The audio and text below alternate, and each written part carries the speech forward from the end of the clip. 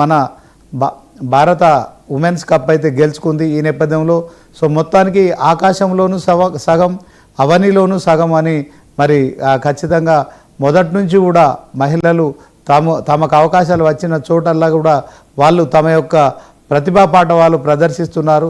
మరి ఇక ప్రపంచ కప్పు క్రికెట్లో మరొక్కసారి కూడా మరి మహిళల గెలుచుకోవడం, భారత మహిళలు గెలుచుకోవడం, ఉమెన్స్ కప్ గెలుచుకోవడం సో మొత్తానికి నిజంగా పురుషులే కాదు మరి దీంట్లో ప్రపంచ కప్పు గెలుచుకున్న జాబితాలో కూడా మరి మహిళలకు సంబంధించిన మరి జట్టు కూడా చేరడం నిజంగా ప్రపంచవ్యాప్తంగా అందరూ హర్షం వ్యక్తం చేస్తున్నారు. భారత ప్రధాని నరేంద్ర మోడీతో పాటు మరి మన తెలంగాణ రాష్ట్ర ముఖ్యమంత్రి, సో రాష్ట్రపతి అందరూ కూడా, గవర్నర్ మొత్తం కూడా అందరూ కూడా ఏదైతే నిన్న రాత్రి జరిగిన ఉత్కంఠభరితమైన 50 ఓవర్ల మ్యాచ్లో సో మొత్తానికి ఇంకొక 52 పరుగులు సౌత్ ఆఫ్రికా చేయాల్సి ఉండగానే ఆల్అవుట్ చేయడం కావచ్చు, ఇంకా 4 ఓవర్ల 3 బాల్స్ ఉండగానే మరి సౌత్ ఆఫ్రికాను ఆల్అవుట్ చేసి ఒక ఘన విజయం సాధించిన క్రమంలో 99 టీవీ వేదికగా మనం కూడా మరి ఖచ్చితంగా మహిళలు మరి ఈ విజయం సాధించడం పట్ల అభినందనలు తెలుపుతున్నాం. ఇక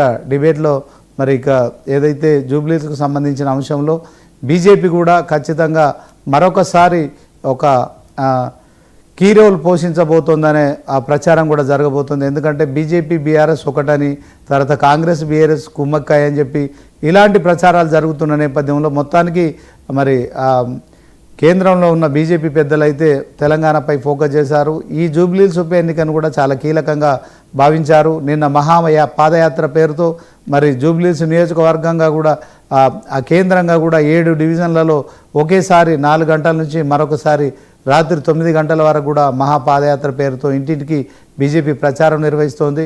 ఇక నవీన్ యాదవ్కు సంబంధించి మరి 15 మంది మంత్రులు, ఇంకా ఎక్సెప్ట్ సీఎం, నిన్న సీఎం రోడ్ షో లేదు, సో 15 మంది మంత్రులు ఇంక్లూడింగ్ అజారుద్దీన్, కొత్తగా మరి క్యాబినెట్లోకి వచ్చిన అజారుద్దీన్ కూడా మరి ప్రచారం చేస్తున్నారు.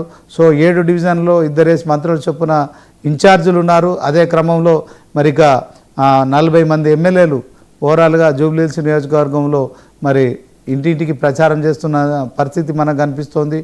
సో కాంగ్రెస్ ఈ జూబ్లీహిల్స్ను చాలా కీలకంగా తీసుకుందని చెప్పవచ్చు. ఎందుకంటే ఇప్పటికే కాంగ్రెస్ ప్రభుత్వం వచ్చి 2 సంవత్సరాలు అవుతోంది. హైదరాబాద్లో జరుగుతున్న 2వ ఉప ఎన్నిక కనుక ఈ ఉప ఎన్నికలో గెలవాలి, ఖచ్చితంగా ప్రజలను మరి మరొకసారి కూడా కాంగ్రెస్ ప్రభుత్వం చేస్తున్న అభివృద్ధిని మరి ప్రజలు ఏదైతే వాళ్ళు పూర్తిగా మరి కాంగ్రెస్కు పట్టం కట్టేలా ఉన్నారు. సో ఈ అంశాన్ని తీసుకొని రేపొద్దున స్థానిక సంస్థల ఎన్నికలు కావచ్చు, తర్వాత బీసీ రిజర్వేషన్ల అంశం కావచ్చు, సో ప్రజల మద్దతు మాకే ఉందని చెప్పుకునే కార్యక్రమంలో భాగంగా సీఎం రేవంత్ రెడ్డి అయితే చాలా కీలకంగా తీసుకున్నారు. సో దీన్ని సవాల్గా తీసుకున్నారు. మరి ఖచ్చితంగా ఆయన చేస్తున్న రోడ్ షోలు కావచ్చు, ఇప్పటికే 2 రోజులు వరుసగా కూడా మరి ఆయన 4 డివిజన్లో కూడా రోడ్ షోలు, కార్నర్ మీటింగ్లు పెట్టడం కావచ్చు. ఇదే క్రమంలో బీఆర్ఎస్ పార్టీకి సంబంధించి ప్రచార రథంతో కేటీఆర్ కూడా ప్రచారం కొనసాగిస్తున్నారు. సో రోడ్ షోలు ఆయన కూడా చేస్తున్నారు. సో చాలామంది మరి జనాలు కూడా కేవలం తెలంగాణ కాదు, తెలుగు రాష్ట్రాల వాళ్ళే కాదు, దేశవ్యాప్తంగా కూడా జూబ్లీహిల్స్ ఉప ఎన్నిక ఎలా ఉండబోతుందని చెప్పి కూడా ఒక ఆసక్తి కనబరుస్తున్న పరిస్థితి. అదే క్రమంలో బీహార్ ఎన్నికలు కూడా ఉన్నాయి. అయినప్పటికీ కూడా మరి కాంగ్రెస్ బీజేపీ మధ్య అక్కడ మరి ఎవరు నెగ్గుతారనే అంశంలో దేశవ్యాప్తంగా కూడా అదొక ఆసక్తిని కలిగిస్తున్న నేపథ్యంలో బీజేపీ కూడా జూబ్లీహిల్స్ను చాలా సీరియస్గా తీసుకుంది. సో అమిత్ షా మరొకసారి రంగంలోకి దిగారు. సో మొత్తానికి తామెవరితో ఏ టీం బి టీంగా ఉండట్లేదు, మాకు మేమే ఉండబోతున్నాం. సో మరి కేంద్ర మంత్రి నిర్మలా సీతారామన్ గారు కూడా రాబోతున్నారు. గతంలో బీఆర్ఎస్ పార్టీ చేసిన అప్పులు కావచ్చు, తర్వాత ఇప్పుడు మరి కాంగ్రెస్ ప్రభుత్వం వచ్చిన తర్వాత ఈ 2 ఏళ్లలో చేసిన అప్పులు కావచ్చు, సో ఎవరేం అప్పులు చేస్తున్నారు, ఎవరేం తప్పులు చేస్తున్నారు, ఆర్థిక పద్ధతుల చిట్టాను కూడా ఆమె మరి బయట పెట్టబోతున్నారు. జూబ్లీహిల్స్ ప్రచారంలో ఆమె కూడా స్టార్ క్యాంపెయినర్గా ఉన్నారు కనుక సో ఇప్పుడైతే కాంగ్రెస్ బీఆర్ఎస్లు తీవ్ర స్థాయిలో మరి ప్రచారం చేస్తున్న నేపథ్యంలో బీజేపీ కూడా మరి ఏదైతే మహాపాదయాత్రల పేరుతో ఇంటింటికి బీజేపీ నినాదంతో ముందుకెళ్తున్న నేపథ్యంలో ఎప్పుడైనా జూబ్లీహిల్స్ ఇప్పుడు మరి హాట్ టాపిక్గా మారిందని చెప్పుకోవచ్చు. మొత్తానికి ప్రతి విమర్శలు దీంట్లో మరి హైడ్రా కూల్చివేసిన ఫోటో ఎగ్జిబిషన్ నిన్న తెలంగాణ భవన్లో కేటీఆర్ తీసుకోవడం కావచ్చు. సో అదే అంశంలో మరి మొత్తానికి కాంగ్రెస్ కూడా హైదరాబాద్ను కాపాడడానికి హైడ్రాని తీసుకొచ్చామని చెప్పడం కావచ్చు. ఓవరాల్గా మరి జరుగుతున్న ప్రచారం హోరెత్తిస్తున్న విధానం అయితే జూబ్లీహిల్స్లో 4 లక్షల మంది ఓటర్లను కూడా అందరూ స్వయంగా కలిసి ఓట్లు అభ్యర్థించే వ్యవస్థ ఏదైతే ఉందో నిజంగా ప్రజాస్వామ్యంలో మరి ఓటే వజ్రాయుధం కనుక ఆ ప్రజల దగ్గరికి మరి ఈ రాజకీయ నాయకులు అందరూ వెళ్ళడం కావచ్చు. ఉప ఎన్నికలో గెలుపును సీరియస్గా తీసుకున్న నేపథ్యంలో మరి జూబ్లీహిల్స్ ఓటర్లు ఎటువైపు మల్లుతారనే దాంట్లో కూడా ఒక ఆసక్తికరమైన చర్చ జరుగుతోంది. దీనిపైన చాలా బెట్టింగ్లు కూడా కొనసాగుతున్నాయి. సో మొత్తానికి కొన్ని సర్వేలు కూడా మరి బీఆర్ఎస్ పార్టీకి అనుకూలమని చెప్పడం కావచ్చు. మరి కొంతమంది కూడా దాన్ని మరి ఖండించడం కావచ్చు. జరుగుతున్న వ్యవస్థలో మాత్రం 6 రోజుల సమయం మాత్రమే ఉంది ప్రచారానికి. ఇక 6 రోజుల్లో అంటే మొత్తానికి అన్ని పార్టీలు కూడా ప్రజలందరినీ కలిసి ఇక ఖచ్చితంగా తమ పార్టీకి ఓట్లేయని చెప్తున్న అంశంలో మరి ఈరోజు బిగ్ డిబేట్ చర్చ చేస్తున్నాం. సో దీంట్లో బీజేపీ పార్టీ నుంచి బేతి మహేందర్ రెడ్డి గారు పాల్గొంటున్నారు. అదే క్రమంలో బీఆర్ఎస్ పార్టీ నుంచి పావని గౌడ్ గారు పాల్గొంటున్నారు. ఇక కాంగ్రెస్ పార్టీ నుంచి శివకుమార్ లాల్ గారు మరి పాల్గొంటున్నారు. ఇక బండారు రామ్మోహన్ అనలిస్ట్ గారు కూడా జాయిన్ అవుతారు. ముందుగా బేతి మహేందర్ రెడ్డి గారితో మాట్లాడదాం. బేతి మహేందర్ రెడ్డి గారు బీజేపీ నాయకులుగా మరి 1-2 పొజిషన్లో మేమే ఉంటాం అని చెప్పి కాంగ్రెస్ బీఆర్ఎస్ చెప్పుకుంటూ వాళ్ళకు వాళ్ళే మాకు మేము ప్రత్యామ్నాయం చెప్తున్న నేపథ్యంలో మరి బీజేపీ నాయకులు ఏం చేస్తారు? 3rd పొజిషన్కి మాత్రమే మరి పరిమితం అవుతున్నారని కూడా కొన్ని ప్రచారాలు కూడా వినిపిస్తున్న నేపథ్యంలో మొత్తానికి అమిత్ షా అయితే తెలంగాణ ఒకవైపు బీహార్ను మరొక వైపు తెలంగాణ వైపు కూడా ఫోకస్ చేసినట్టు తెలుస్తుంది. ఒకసారి బేతి మహేందర్ రెడ్డి గారితో మాట్లాడదాం. మహేందర్ రెడ్డి గారు గుడ్ మార్నింగ్ అండి. వెరీ గుడ్ మార్నింగ్ అండి. ముందు డిబేట్కి వెళ్లే ముందు ఫస్ట్ మహిళల ప్రపంచ కప్ గెలిచే సందర్భంగా హర్మన్ప్రీత్ సేన ఏదైతే ఉందో మన సేఫాలి వర్మ అదేవిధంగా దీప్తి శర్మ గారు ఇది మన మ్యాచ్ టీం అందరికి కూడా పేరు అందరికి ఉదయపూర్వక శుభాకాంక్షలు తెలియజేసుకుంటూ ఇవాళ భారత మహిళల జట్టు కప్పు గెలవడం ఏదైతుందో ఇవాళ ప్రపంచ దేశాలకు ఒక తలమాకంగా ఇవాళ నిలుస్తా ఉన్నది. అదేవిధంగా ఇవాళ టీవీ డిబేట్లో కూర్చున్న అందరికి కూడా మరి 99 టీవీ ప్రేక్షకులకు మీకు అందరికి కూడా శుభాకాంక్షలు తెలియజేసుకుంటూ ఇవాళ జూబ్లీహిల్స్ ఎన్నికలు ఏదైతే ఉందో ఇవాళ ఈ యొక్క రాష్ట్రానికి అదే ఎన్నిక ఇవాళ వచ్చే ఎన్నికలకు తలమానిక అని చెప్పి చెప్తా ఉన్నారు. కానీ వాస్తవం కాదు. జూబ్లీహిల్స్ ఎన్నిక అనేది ఆ ఒక్క జూబ్లీహిల్స్ వరకే పరిమితం. ఎందుకంటే అది ఆ ఎన్నిక మిగతా రాష్ట్రానికి సంబంధించిన ఎన్నిక అసలుకే కాదు అది. ఎందుకంటే నిజంగానే సార్వత్రిక ఎన్నికలు వచ్చినాయంటే దగ్గర ఉన్నాయని చెప్పేసి అంటే చూడొచ్చు. కానీ ఇప్పట్లో ఎన్నికలు లేవు. ఇప్పుడు కాంగ్రెస్ ప్రభుత్వ పరిపాలన మనం చూస్తా ఉన్నాం. అదేవిధంగా గతంలో టీఆర్ఎస్ పార్టీ పరిపాలన కూడా చూడడం జరిగింది.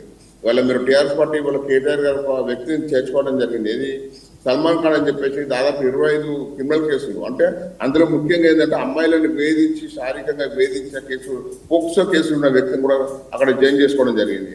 అదేవిధంగా నవీన్ యాదవ్ వచ్చి కొత్త చెప్పాల్సిన అవసరం లేదు. ఆల్రెడీ రౌడీ షీట్ అని చెప్పేసి అక్కడ ఉన్న స్థానికంగా ఎవరైనా చెప్తా ఉన్నారు. దానికి కొత్త చెప్పాల్సిన అవసరం లేదు.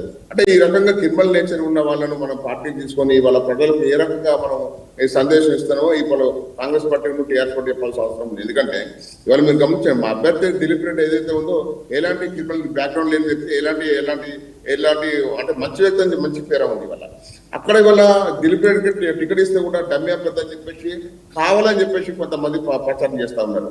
ఇవాళ ఎవరు డమ్మీ అభ్యర్థితో ఎన్నికలు వచ్చిన రిజల్ట్ వచ్చి తెలుస్తూ ఉంటుంది. ఎందుకంటే ఇవాళ ఓకే మనం టీఆర్ఎస్ పార్టీ ఆమె గురించి మాట్లాడాల్సిన అవసరం లేదు. ఎందుకంటే భర్త చనిపోయింది కాబట్టి ఆమెను టీఆర్ఎస్ పార్టీ పెట్టింది కాబట్టి ఆమె గురించి మాట్లాడాల్సిన అవసరం లేదు. ఎందుకంటే ఆమె పార్టీ పరంగా వస్తూ ఉంది.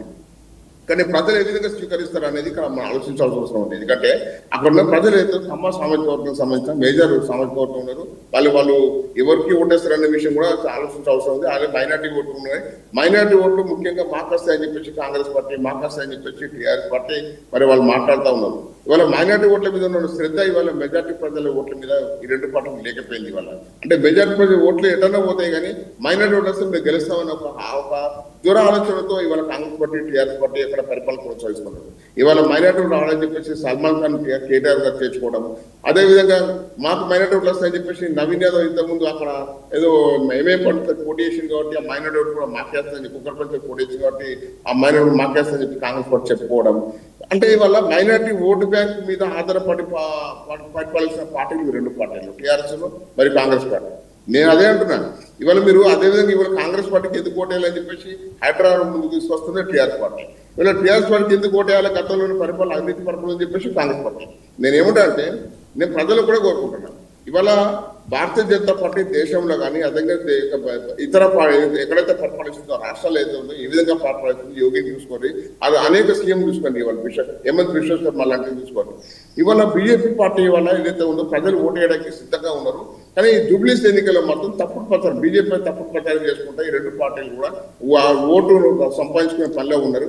కానీ ప్రజలు మాత్రం వివేకులు, ఎందుకంటే హైదరాబాద్ లో ఉన్న ప్రజలు ఏదైతే ఉన్నారో గతంలో టీఆర్ఎస్ పార్టీ ఓటేయడం జరిగింది. వాస్తవంగా హైదరాబాద్ రంగారెడ్డి కూడా మొత్తం టీఆర్ఎస్ పార్టీకి చేయించుకుంది గతంలో.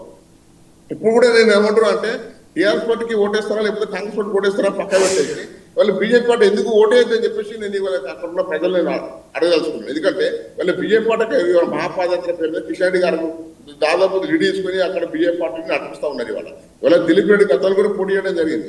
అప్పుడు దిలీప్ రెడ్డి గారు దాదాపు 24,000-24,000 ఓట్లు రావడం జరిగింది. నేనేమంటా అంటే ఇవాళ దిలీప్ రెడ్డి గారికి ఎలాంటి మైనస్ క్వాలిఫికేషన్స్ లేవు, అన్ని ప్లస్ క్వాలిఫికేషన్స్ ఉన్నాయి. ఇవాళ అట్లాంటి వ్యక్తిని ఇవాళ ప్రజలు ఎన్నుకోవాల్సిన అవసరం ఇక్కడ జూబ్లీస్ ప్రజలకు ఉంది. కాబట్టి ఇవాళ అక్కడ 100% బీజేపీ పార్టీ గెలుస్తా అని చెప్పేసి ప్రగాఢ విశ్వాసంతో నేను తెలియదు. ఓకే, మహేందర్ రెడ్డి గారు నిజంగానే తెలంగాణ సీఎం రేవంత్ రెడ్డి 2 రోజులు రోడ్ షోలు చేశారు. అదే క్రమంలో కార్నర్ మీటింగ్లో కూడా మాట్లాడారు. సో దాంట్లో మీరు కనుక బీఆర్ఎస్ పార్టీకి ఓటేస్తే మీకు రావాల్సిన రేషన్ కార్డులు రద్దు అయిపోతాయి, సన్న బియ్యం ఆగిపోతాయి అని చెప్పి, ఇట్లాంటి ఉచితాలు అన్నీ రద్దు అయిపోతాయని చెప్పడాన్ని ఎట్లా చూస్తారు? కిషన్ రెడ్డి గారు అయితే దమ్ముంటే సన్న బియ్యం స్కీమ్ ఆపు అని చెప్పి ఛాలెంజ్ విసిరారు. అభయస్థల పేరు మీద ఇవాళ రాష్ట్రాన్ని దొంగ హామీలు ఇచ్చి పరిపాలిస్తున్న పార్టీ ఇవాళ రేవంత్ రెడ్డి. ఇవాళ ఒక ఫ్రీ అనేది ఒకటి మనకు కళ్ళగా ఉంటుంది తప్ప మిగతా అభయస్థలంలో ఎలాంటి పథకాలు కావట్లేదు చెప్పండి. ఇవాళ వచ్చే పథకాలు అయిపోతాయని చెప్పి చెప్పడం ఏదైతే ఉందో అది దాన్ని ఏమైతే ప్రజలు మోసం చేసుకుంటుంది. ఎందుకంటే మమ్మల్ని గెలిపిస్తేనే మేము మీకు పథకాలు ఇస్తాం లేకపోతే ఇవ్వని చెప్పేసి అది ఏ రకంగా పోతారని ప్రజలు ఆలోచిస్తారు. ఎందుకంటే ఇవాళ గమనించండి, సంవత్సరం కాంగ్రెస్ ప్రభుత్వం వచ్చాక ఒక సంవత్సరంలోనే వాళ్ళు ఫెయిల్ అయిపోయారు. ఇవాళ ఆ విషయం కూడా ఇవాళ ప్రజలు గమనిస్తా ఉన్నారు. ఇవాళ అదే విధంగా రేవంత్ రెడ్డి గారు ఇంకో విషయం మాట్లాడడం జరిగింది ఆ మీటింగ్ లో. ఏదైతే ఇవాళ పాకిస్తాన్ పోరాడలేకపోయింది ఏం బిక్కిరు అని చెప్పేసి మాట్లాడడం జరిగింది. ఇవాళ ప్రజలు కూడా చూడండి, ఇవాళ దేశము బాగుండాలని చెప్పేసి మోడీ గారు ప్రయత్నం చేస్తూ ఉంటే ఇవాళ సైనికులు అవమానించే విధంగా రేవంత్ రెడ్డి గారు మాట్లాడడం జరుగుతా ఉన్నది. నేను ఏమిటంటే వాళ్ళ ప్రధాని గారికి అన్ని రాష్ట్రాల సీఎంలు కానీ దేశ ప్రజలు అండగా ఉండాల్సిన అవసరం ఉంది. కానీ ఈ రకంగా ఒక జూబ్లీస్ ఎన్నికలో ఇవాళ సైనికులు అవమానించే విధంగా మాట్లాడడం ఏదైతే ఉందో చాలా బాధాకరం.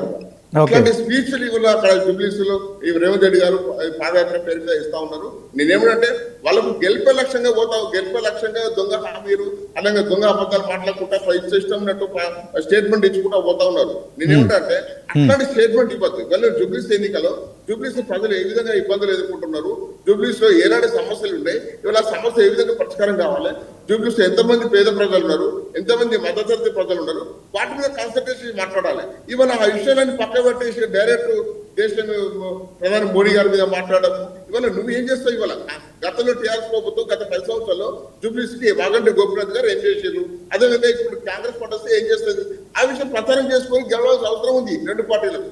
కానీ ఆ విషయాలు పక్క పెట్టేసి రౌడీ షీటర్లను పార్టీలు తెచ్చుకోవడము, రౌడీ షీటర్లకు టికెట్లు ఇవ్వడము, ఇవన్నీ కూడా ఇవాళ ప్రజలు గమనిస్తారు. రాబోయే కాలంలో మీరు చూడండి, వాస్తవంగా ఏంటంటే ఇప్పటికే దేశ ప్రజలు ఏ విధంగా అయితే ప్రధాని మోడీ గారికి మద్దతు ఇచ్చారో ఇలా రాష్ట్ర ప్రజలు కూడా ఇవాళ బీజేపీ పార్టీకి రాష్ట్రంలో మద్దతు జరగడానికి సిద్ధంగా ఉన్నారు. ఇలా జూబ్లీస్ ఎన్నిక కూడా దానికి వాళ్ళ మార్గదర్శకంగా నిలవబోతూ ఉన్నది. ఓకే, థ్యాంక్ యూ మహేందర్ గారు. శివకుమార్ లాల్ గారు గుడ్ మార్నింగ్ అండి. నమస్కారం. ఓకే, తెలంగాణ సీఎం రేవంత్ రెడ్డి జూబ్లీహిల్స్ ఉప ఎన్నికను చాలా సీరియస్గా తీసుకున్నారు.